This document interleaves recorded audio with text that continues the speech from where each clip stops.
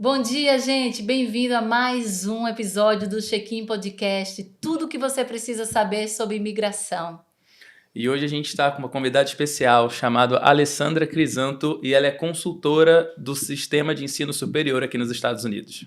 Olá, muito obrigada pelo Muito convite. obrigada, Alessandra. Muito obrigada por estar aqui conosco, pela sua disponibilidade. Eu tenho certeza que essa conversa vai ser um compartilhar de ensinamentos de toda a sua experiência. Nós começamos sempre falando sobre a sua história pessoal. Eu já sei que você não nasceu aqui nos Estados Unidos, você é imigrante. Conta um pouquinho pra gente, porque serve de inspiração para todas as pessoas que estão escutando.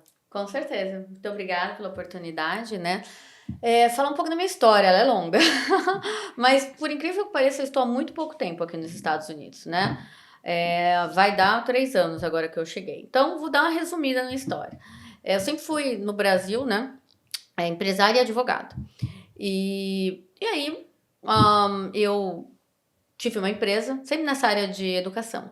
E essa empresa cresceu muito. Eu fundei ela do zero. Quando eu vendi, ela tinha 1.500 funcionários.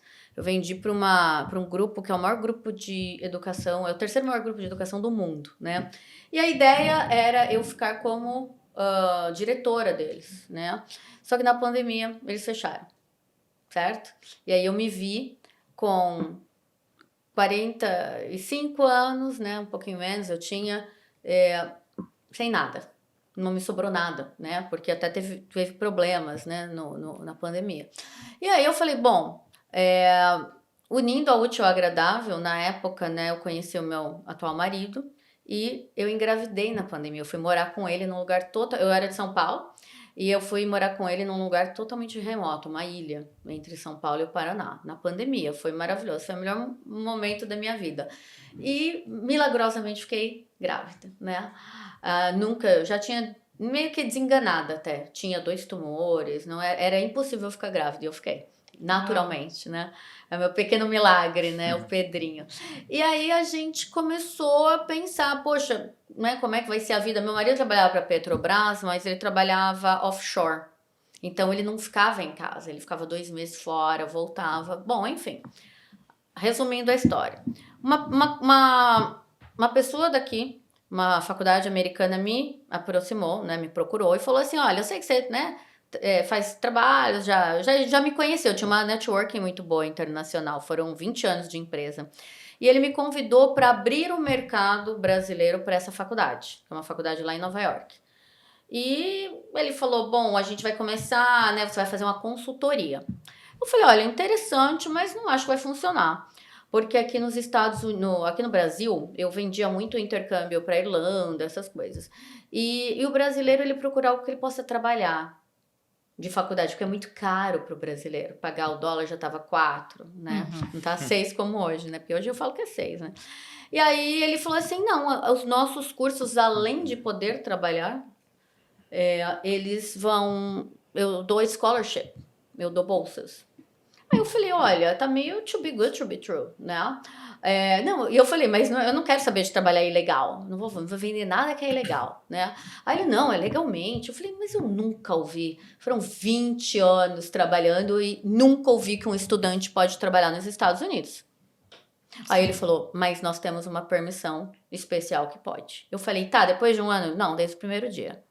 Aí eu falei, olha, não é possível. Mas aí eu peguei e falei assim, vamos fazer o seguinte, o que você acha de me dar essa bolsa? E eu vou. E se der certo, eu conto para todo mundo. Simples assim. Aí ele falou, tá bom, essa é a minha aposta em você. Aí eu liguei pro meu marido e falei assim, olha, nós vamos para os Estados Unidos, tá? Aí ele, como assim? Ele falou assim, para passear, tá tudo fechado. Eu falei, não, a gente vai ficar lá um tempo. Aí ele falou, mas e o meu emprego? Eu falei, pede demissão. Ué, simples. Na volta você arruma outra. Eu sempre fui muito simples, assim. Se eu tomo uma atitude, eu não fico pensando muito, não. E aí, não contei pra ninguém. Porque eu falei, bom, na pandemia acho que não vai dar muito certo. Mas apliquei o visto. Aí chegou um dia, né? Fui na casa da minha mãe, eu com um bebê. Não tinha 1 ano ainda. Igual seu filho, pequenininho. Bebê com milão. Aí eu falei assim, mãe, você pode ficar aqui com o Pedro, né? Dela, mas onde você vai? Eu falei, não, a gente vai dar uma saída e já volta. Eu fui ao consulado. E aí no consulado, né, não tinha, para vocês terem uma ideia, o consulado de São Paulo é assim, parece um formigueiro. Naquele dia não tinha ninguém, tinha appointment. Eu marquei o horário, Cheguei lá, não tinha ninguém. E o cônsul falou pra mim assim, você vai estudar inglês em português? Ele falou. Aí eu falei, não, eu vou fazer um mestrado. Aí ele falou, todo mundo aqui vem fazer inglês. Eu falei, mas eu não sou todo mundo. Brinquei. Imagina, né? Até um pouco. Aí ele falou... Ousada, né? Ousada. Daí ele falou assim, parabéns, os Estados Unidos precisam de pessoas como você. Minha entrevista durou meio minuto. E me deu o visto de 5 anos. Aí eu voltei pra casa, falei, mãe, então, estou indo para os Estados Unidos, né? Daí ela falou, vocês estão planejando? Eu falei, não, nós vamos semana que vem. Aliás, nós nem vamos voltar para casa. Daqui a gente já vai voar, né? E eu vim com uma mochila, né? E o bebê, e eu tenho uma foto que é incrível, eu preciso postar essa foto no meu Instagram. Parecia que eu fretei o avião, porque estava eu, meu marido e meu filho no avião. Não tinha mais ninguém. Eu falei, parece que aquele avião sequestrado. Resumindo, cara, cheguei e eu falei, vamos fazer um teste, né? E comecei já a procurar emprego, porque eu ia estudar, poderia trabalhar. Falei, vou conhecer o mercado. E eu comecei a mandar o meu currículo para escritórios de advocacia, né? Era o meu background. Eu nunca realmente gostei de advogar, mas eu tenho LLM, né? Eu tenho mestrado em direito, etc. Então, a parte teórica do direito eu sempre gostei muito. E aí eu procurei um emprego e no primeiro... Eu lembro que na entrevista, que foi via Zoom, né, a advogada já falou assim, não, if you understand it. Eu falei, não, calma, eu posso trabalhar. Ela, como assim? Aí eu falei, eu tenho permissão. Ela falou, não é possível. Eu falei, pois eu vou lhe mostrar. E, inclusive, eu posso tirar o Social Security imediatamente. Daí, ela falou, tá bom, então se for assim mesmo, traga sua documentação que você pode já começar. E aí, no primeiro dia que eu comecei a estudar, já estava trabalhando, né? E assim... Eu vi que funcionava. Então, e aí, o que aconteceu? Eu tive algumas experiências em escritórios de advocacia, sempre na área de imigração, aqui como trabalhando, né? Mas na área paralegal, esse tipo de coisa. E quando terminou o meu curso, o meu mestrado, eu já tinha permissão de trabalho e aí eu montei a minha empresa, fazendo consultoria na área de Higher Education, né? Que é mestrado, bacharelado, doutorado. Eu conquistei mais bolsas, né? E, enfim, vocês me perguntaram quem... Eu tô contando tudo já. Mas essa era a minha história do Brasil, né? Então, eu digo que eu estava, assim, numa situação boa, mas não tão boa, né? Porque eu saí de empresária para depender do marido totalmente, com um negócio que tinha fechado não da maneira como eu queria, né? Com uma situação financeira não tão boa, porque pandemia, ninguém sabia o que ia acontecer. Aí eu falei, olha, eu fui muito prática. Eu falei assim, sabe aquele momento da pandemia? Não sei se vocês passaram assim, ninguém sabe o que vai ser. Se depois disso vai ter emprego, se vai todo mundo morrer de fome. Aí eu falei assim, se for pra ficar mal, que fique lá nos Estados Unidos. Porque se aqui tiver ruim, eu falei assim, se lá tiver ruim, é porque aqui já foi no Brasil, entendeu? E na época, eu também lembro que teve um gatilho que foi o meu... A gente via, daí você começa a pensar... Né, nos Estados Unidos começa a aparecer YouTube, etc, né? Daí eu vi os podcasts, assim, não tinha tanto nessa época, 3 anos atrás, né? Agora tem milhões, né? Sim. Aí apareceu o rapaz falando, o dólar vai explodir. Aí eu olhei assim pro meu marido e falei, agora é a hora de ganhar em dólar. Né, vamos. Porque quando você está no Brasil, não sei se vocês lembram desse sentimento, dá até uma dor de barriga quando o dólar vai subir. Porque você sabe que sobe a gasolina, sobe tudo. Aí eu falei assim, me parece muito simples, vamos ganhar em dólar, já que o dólar vai subir. Olha que tranquilo, né? Aí eu sempre tive essa visão, né? E eu já lá no passado gostava, já frequentava Orlando, passeando, não é uma coisa totalmente... Todo mundo espia a terra antes, né? Espiei bastante. Todo mundo vem espiar a terra. Espiei e profetizei, aqui eu vou morar um dia. Olha só, olha só. Logo que eu tinha 14 anos. E aqui estou. Muito bom. Alessandra, eu confesso que há poucos meses atrás eu ouvi de um amigo que estava fazendo mestrado aqui, que tinha permissão de trabalho. Eu fiquei com o pé atrás, porque eu nunca tinha escutado isso, igual você falou, né? Então, me dá uma bolsa então para eu testar. E a minha esposa e eu, antes da gente vir para cá, a gente morou na Austrália. E um dos motivos que a gente escolheu a Austrália é porque lá é permitido trabalhar com visto de estudante. Que na época a gente ficou em dúvida entre Canadá, Austrália e eu acho que Irlanda, se eu não me engano. Sim, são os três que podem. Isso, os Estados Unidos a gente tirou, porque não, lá não pode. E se a gente soubesse na época, talvez os nossos planos teriam sido um pouco diferentes. Sem dúvida. Mas... E hoje, eu desculpa te interromper, mas é coincidência que você está falando isso, porque eu também morei na Austrália. Ah, que legal. Eu tinha tenho até, na verdade agora eu tô abrindo mão, mas eu tinha o Green Card da Austrália, eu fui PR lá, né, Permanent Resident, e realmente eu mandei muita gente pra Austrália porque podia trabalhar, esse sempre foi meu nicho. Sim. Né? E agora tem muita gente da Austrália me procurando para vir para cá, muita, que estava lá e não sabia, e não sabe do meu programa, mas muita. Então tá vindo um monte de gente da Austrália, do Canadá, brasileiros espalhados no mundo todo.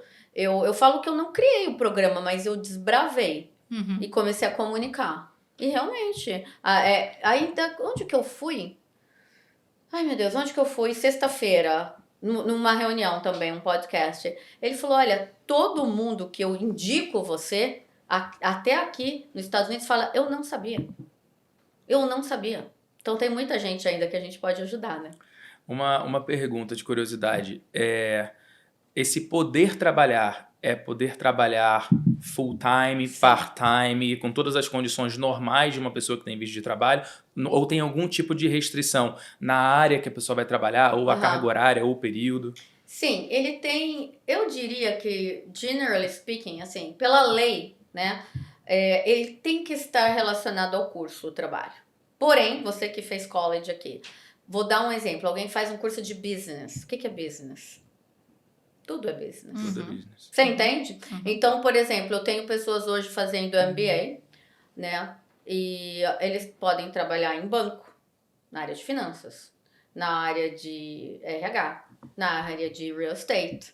O meu segundo emprego, agora estou lembrando, né, foi logo que eu entrei no escritório de advocacia, uma pessoa, um dono de uma imobiliária, falou com uma colega da igreja e falou assim: nossa, chama ela porque eu vivo procurando pessoas que podem, que têm a permissão de trabalho, mas não é tão fácil.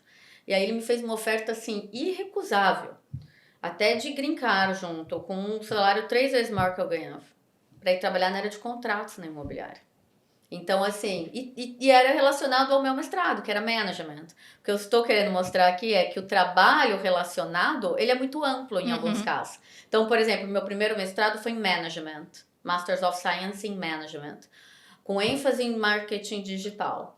Então, eu podia trabalhar numa imobiliária, num banco, no escritório de advocacia, podia trabalhar com praticamente... O leque era grande, O né? leque fica muito grande, tá? Então, a maioria dos cursos que eu normalmente indico são cursos que têm um leque grande, mas sim, ele tem que ter tem que ter algo relacionado. Respondendo a sua pergunta, por exemplo, eu não posso...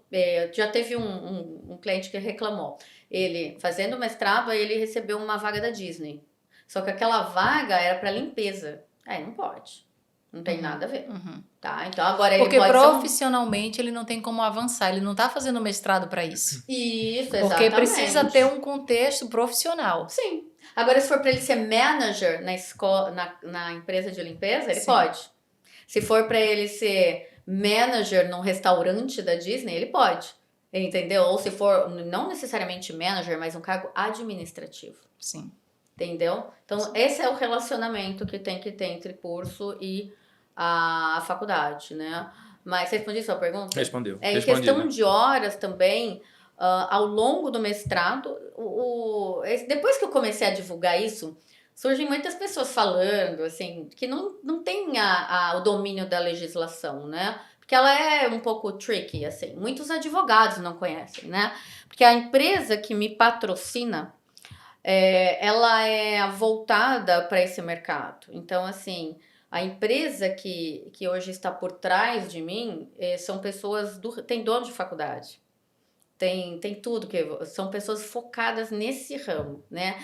Então, por exemplo, eu já vi gente falando para você: você vai fazer um estágio. Não é um estágio, tá? A legislação, ela é muito clara, é o work. O work, você pode ter um contrato full-time, você pode ter um contrato part-time. Então, não é um estágio. Eu tenho pessoas que têm empregos em altos cargos em banco. Ocorre que o trabalho, ele é parte integral do mestrado. E como são mestrados profissionais, é desejável que você trabalhe para você aplicar na prática. Entendeu? Porque é um mestrado, não é um... Eu tenho hoje agora bacharelados também, que também tem a permissão de trabalho. Então, ele é uma continuidade do seu estudo. Entendi. Ficou claro? Olha só, o que nós estamos falando aqui é sobre a possibilidade de você estudar aqui nos Estados Unidos e trabalhar. Legalmente.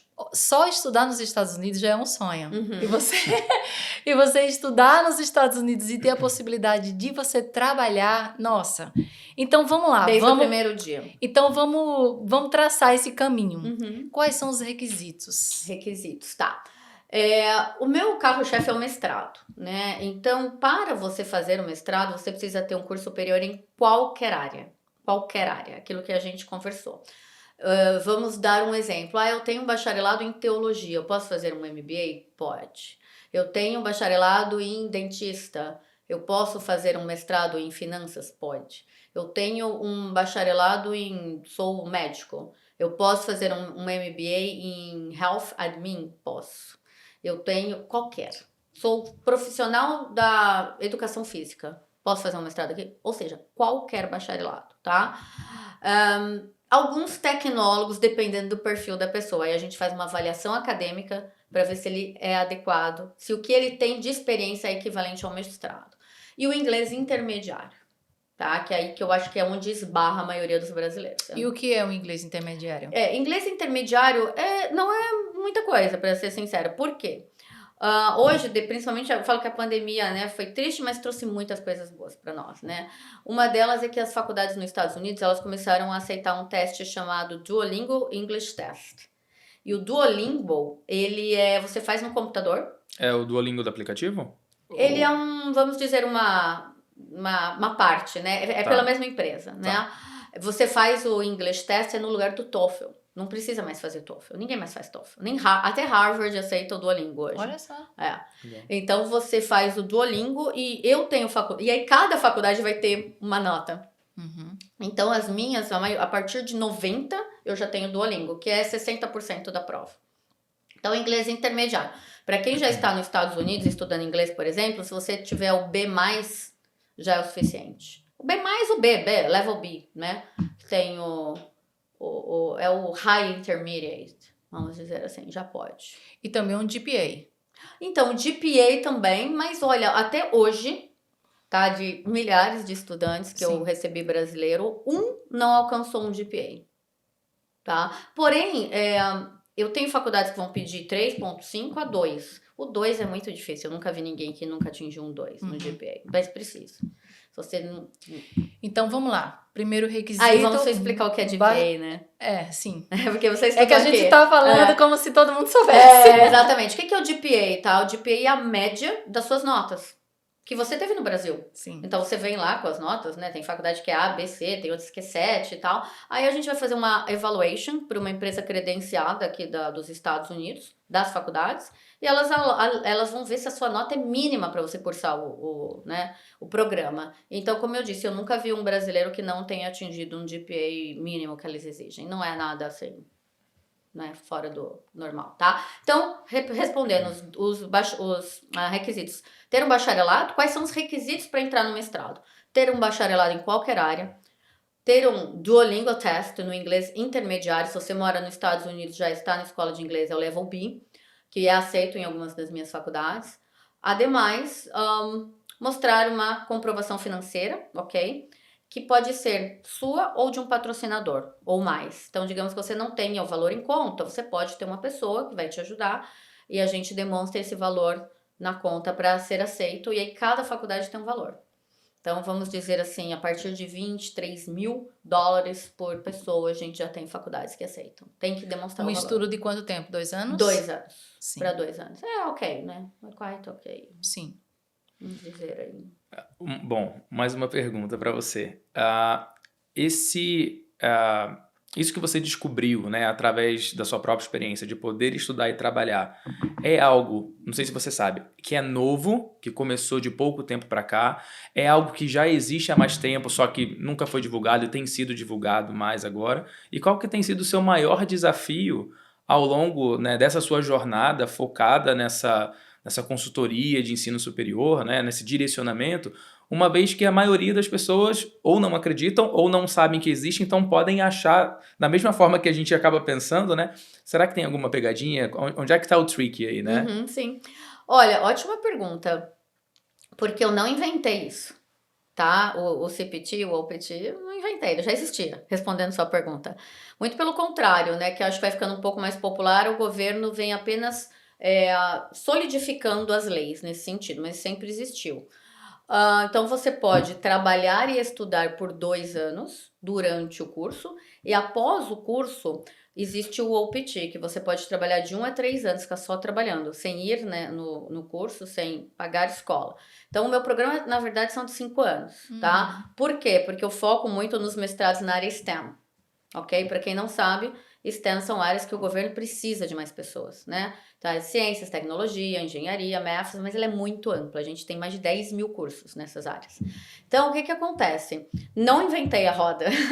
Eu melhorei, só que eu melhorei muito. O que eu fiz? A hora que eu vi o quanto isso poderia ajudar, porque eu tinha muita experiência do mercado de outros países, eu falei, olha, eu vou começar a fazer, mostrar, eu fiz um caminho inverso. Eu comecei a mostrar para os americanos, antes de eu mostrar para os brasileiros, eu mostrei para os americanos o potencial que tinha de clientes para eles. Não clientes, de estudantes, porque assim, as faculdades nem sempre elas têm um cunho apenas econômico. Existem outras nuances que eu posso te dizer, por exemplo, para a faculdade é maravilhosa a diversidade. A cultural diversity é amazing para o país, né? A educação internacional é uma das maiores economias dos Estados Unidos.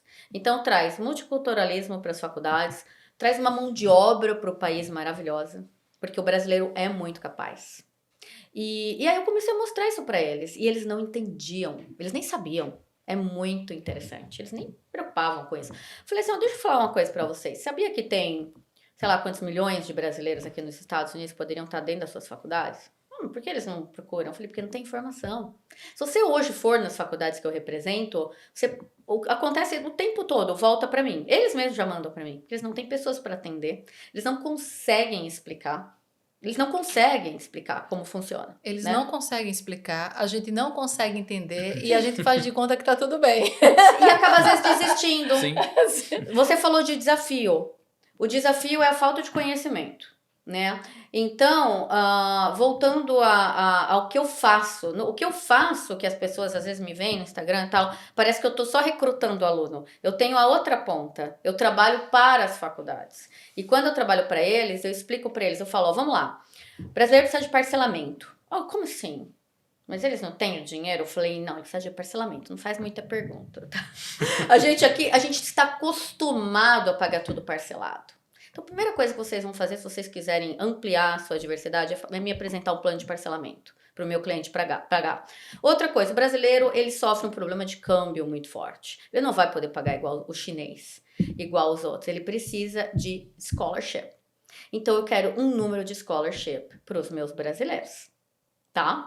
E daí eles ficam olhando assim, falam, que essa maluca, né? E o que eu vou te dar em troca? Eu vou colocar 200, 300, 400 brasileiros aqui na sua faculdade. E eu fiz isso lá em Nova York. Eu fui a primeira, depois de mim já tem uns 400 brasileiros lá dentro. Uau. Tanto é que recentemente o dono falou, a gente tá super lotado, chega. Vai para outra faculdade. De verdade, tá? Porque existe um limite. Né? E aí a gente foi desenvolvendo dentro da legislação, sempre, modelos que adequavam. Daí vocês devem estar me perguntando, como é que ele trabalha se ele estuda? A gente tem um modelo híbrido. Então eles estudam mais aos finais de semana, no próprio tempo, entendeu? Com aulas mais à noite. Essa seria a minha próxima pergunta. Era exatamente isso. Então. Então, a minha esposa ela é fisioterapeuta no Brasil e a gente foi em alguns lugares aqui para ver como que funcionaria, o valor, a questão do scholarship. Na época, a gente ainda não tinha green card. E o scholarship era uma coisa que a gente obrigatoriamente precisaria ter o green card para conseguir. Uhum. No seu caso, tem essa necessidade do green card? Não tem? Pode ser uma pessoa recém-chegada que ela vai conseguir o scholarship. Na verdade, eu já negocio antes. Entendeu? Normalmente, eu entendo perfeitamente, porque aqui como é que funciona normalmente? Você aplica para a faculdade e depois que você está dentro, você aplica para um scholarship. Uhum. Então, você não sabe e muitos desistem com essa, né? Porque a gente brasileiro, a gente chega na nossa faculdade lá no Brasil, você já sabe quanto você vai pagar do boleto no mês, né? Você já sabe quanto vai ser o carnê, né, da faculdade. Você já sabe que aulas você vai ter, que matérias você vai ter. Aqui não é nada assim. Não. Então, eu tive que reconstruir praticamente todo o sistema adaptado para o brasileiro. Falou, ó, o brasileiro precisa de um timetable fixo, né? Não dá para você pôr uma aula à tarde, a outra à noite, não vai conseguir trabalhar, né? E aí, a questão do scholarship funciona da seguinte maneira, ela é prévia. Então, eu negociei um scholarship prévio, que assim, ele já entra com valor e não tenho nenhum problema em falar, as minhas faculdades vão custar a partir de $700 por mês. Com o scholarship, já que é preço de escola de inglês. Sim. Tá? Então, já é pré-negociado. Você não tem que entrar e aplicar, não tem que ter green card, tem um limite por faculdade, mas ele é previamente estipulado. Tá? Então, Alessandra, falando mais específico sobre o seu trabalho, né, você é uma ponte entre a universidade e o aluno. Sim. Certo? E a ideia é que ele não perca tempo, que ele não perca dinheiro, que ele tenha as melhores oportunidades que aquela faculdade pode oferecer para ele. Né? Então, você tem ajudado... Quantas pessoas hoje já vai na conta? Já deu mais de 3 mil. Uau! Mais de 3 mil pessoas. Eu fui descobrindo as coisas na faculdade, assim, ao longo da faculdade, dei muita errada. Porque, por exemplo, só para você ter uma ideia, no meu bacharelado, né, que não é o que você trabalha, mas eu precisava fazer, por causa do meu visto de estudante, do F1, eu precisava fazer 60 créditos. Nossa. Fechar os 60 créditos, não é isso? Sim. E eu precisava fazer full time. Eu precisava ter 12 créditos, pelo menos. Por semestre. Sabe o que eu fiz? No último ano, no último semestre de todos, eu tinha 56, por exemplo. Eu só precisava de 4 créditos. Eu achava que eu precisava fazer 60 créditos. E no último semestre, você não precisa fazer. Aí sabe o que eu fiz? Eu peguei uma matéria de francês e uma matéria de espanhol. Tava eu 6 da manhã na universidade aprendendo francês e espanhol. Que é bom, né? A gente nunca perde. Não lembro mais de nada. Então perdeu. Francês, então, é que eu não lembro mesmo. Eu imagino. Mas por quê? Falta de informação. Sim, eu imagino. Então, assim, apesar de me comunicar em inglês, é aquilo que eu falei. Eles não entendem o que a gente pergunta completamente, a gente não entende como é que é o sistema. Os termos são diferentes. Mesmo porque o sistema de faculdade no Brasil é completamente diferente. Eu não estudei crédito no Brasil. Quando eu fiz a faculdade, eu estudei seriado, né? Eram 5 anos, não precisava escolher matérias. Hoje, o que eu tenho feito sem ser profissional? Eu tenho ajudado alguns adolescentes a entrarem na faculdade por conta... no college. Por conta ali da minha vivência, mas nada profissional. Então, assim, essa assessoria é maravilhosa. A pessoa pensa assim, não, eu mesmo posso ir lá fazer a inscrição na minha universidade. Claro que você pode. Você faz isso pelo site, você pode fazer isso no Brasil. Mas você pode estar perdendo tempo e pode estar perdendo dinheiro. O que eu gosto de... Você tem toda a razão. Para quando você começa a falar em crédito, já começa a complicar.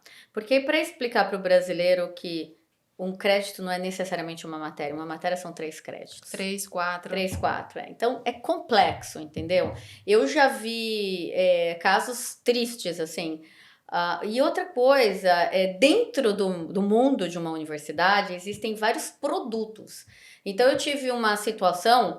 As faculdades que eu estudei começou a ficar famosa, porque eu comecei a falar, agora eu tenho várias, então eu nunca falo em nome de uma só, eu não puxo sardinha para nenhuma, mas teve gente que foi lá direto, o staff da faculdade matriculou em outro curso e não pegou a scholarship. Pagou $6 mil, $12 mil. Teve uma que eu fui, uma faculdade minha em Miami, $14 a mais eles pagaram direto, porque não tiveram scholarship. Então, a gente tem o caminho certo. Outra coisa que você encontra, né, a questão de tempo. Hoje existem mais de 5 mil faculdades nos Estados Unidos. Então, assim, o tempo que, às vezes, até eu, né, começa a buscar, você vai ficar louco procurando. E não tem tudo na internet, no site deles, não estão atualizados. Não estão. Eles enfrentam... Não é nem isso. Por exemplo, você entra numa faculdade, é diferente, é um universo tão gigante. né? Que eles não têm o pessoal da matrícula, do enrollment, eles não estão preparados. Eu acho que eu vou resumir assim, ó. Não sei onde vocês estudaram no Brasil, mas se coloca lá no lugar do Brasil, vai na tua faculdade hoje e pensa que você é estrangeiro. Se eles estão preparados para te receber. Eles não estão. Eles não estão. Então a gente faz todo um preparo. E hoje eu sofro, não vou mentir. Às vezes o pessoal do DSO da faculdade me fala, Alessandra, o que eu faço aqui nesse caso? Eles não entendiam, por exemplo, eu tenho estudante que está aqui no visto de turista e quer mudar para estudar. Está no B1, né? E quer mudar para o F1. E para explicar para eles o que é um change of status? Eles não sabem. Não sabem. Não. Aí eu tenho que explicar, às vezes eu tenho que... Nossa, você falou tudo. Eu faço a ponte e fico ali... Depois, ainda explicando para os brasileiros como que é dentro da faculdade, como até se portar com alguns procedimentos, né? Aí tem muita coisa cultural envolvida, né? Então, a gente faz essa pré-seleção, essa pré-negociação de valores e um shortlist mesmo, ó, tal faculdade tá assim melhor, entendeu? Esse é o nosso segredo.